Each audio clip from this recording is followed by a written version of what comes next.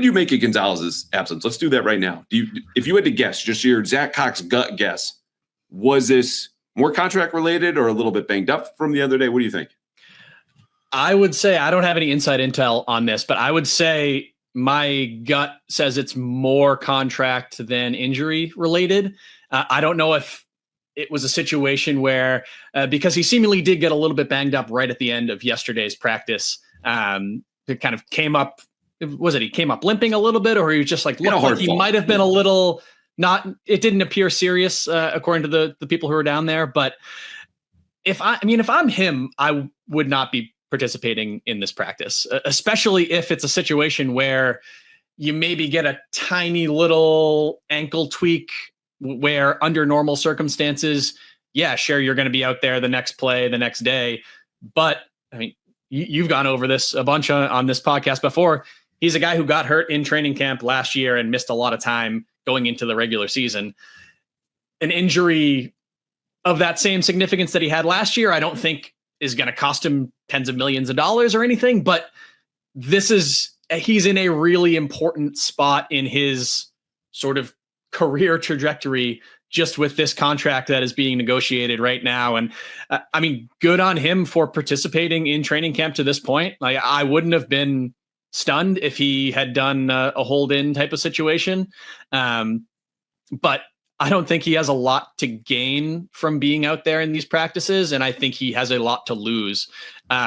So until we hear that, yeah, he wanted to be out there, but he sprained his ankle and he's going to be out for a couple weeks, my gut says it's more contract related than that.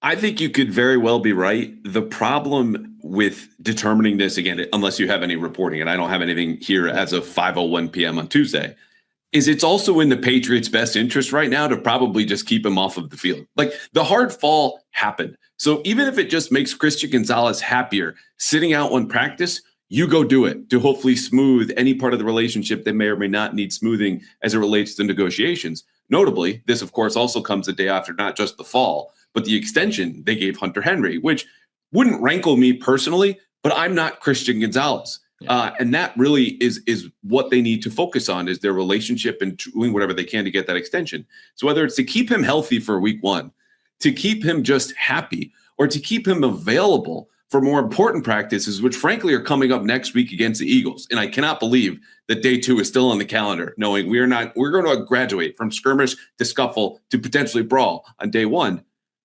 It's completely fine for Christian Gonzalez and the Patriots not to have Christian Gonzalez practice today, which is why I'm not bothered by this at all, even if it is contract related. You'd be like, you know what? Fine. You've earned it to this point.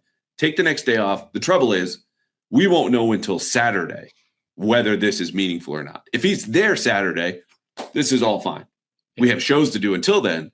But if he's not there Saturday, then it's an issue, contract or injury. But right now, it's in both of their best interests for him just to sit this one out. Yeah, it's not worth the risk.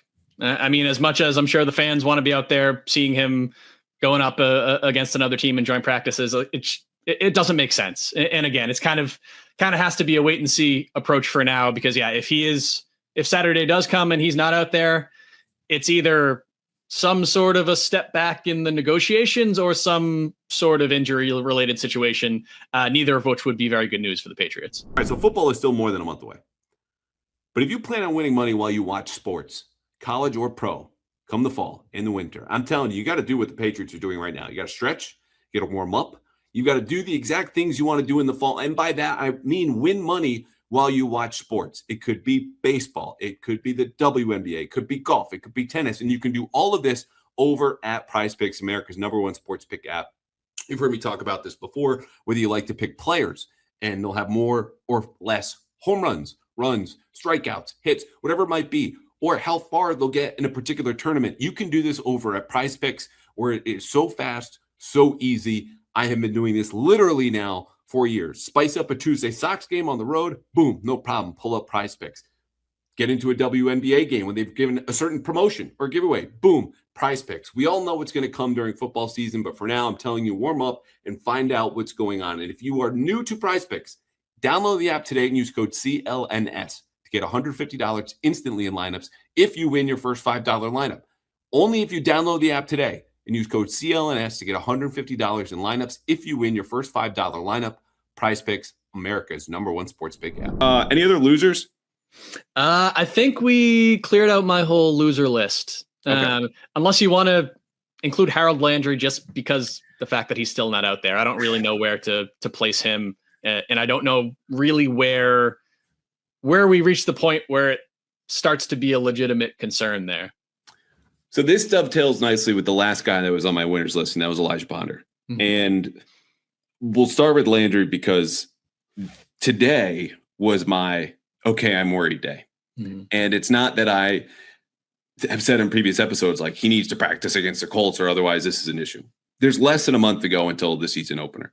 Because of the time he's had away, he will need a longer ramp up the longer he has been away. And right now we're past the midpoint of training camp. So yeah, Harold Landry, if you needed him in a pinch, maybe he could practice and they're just slow playing this to death. Vrabel said today, always improving, which is to say nothing given all the details he gave us just last Friday about every other injured player on the roster. Mm-hmm. The point is, I can't reliably think that he will be available week 1. And if he's not available week 1, is he around week 2 or 3 or 4?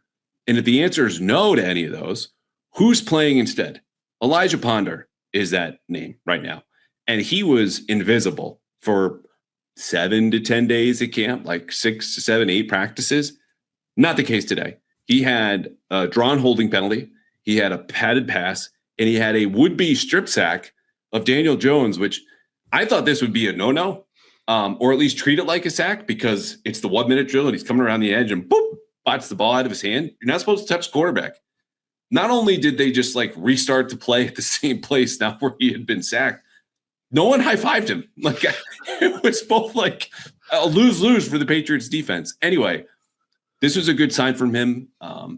If he balls out in the preseason, that'll be great. But we all know these are more valuable. To see Elijah Ponder show up against a good offensive line when he has not lately was very encouraging because they're just going to need him, period, this season. But especially if Harold Landry is going to miss games. And right now, that's the only reasonable assumption to make. Yeah, totally agree. His pass breakup was also maybe the loudest pass breakup, like volume-wise, that I've seen all summer. It was like a batted pass at the line. It was just like, bam! Yeah.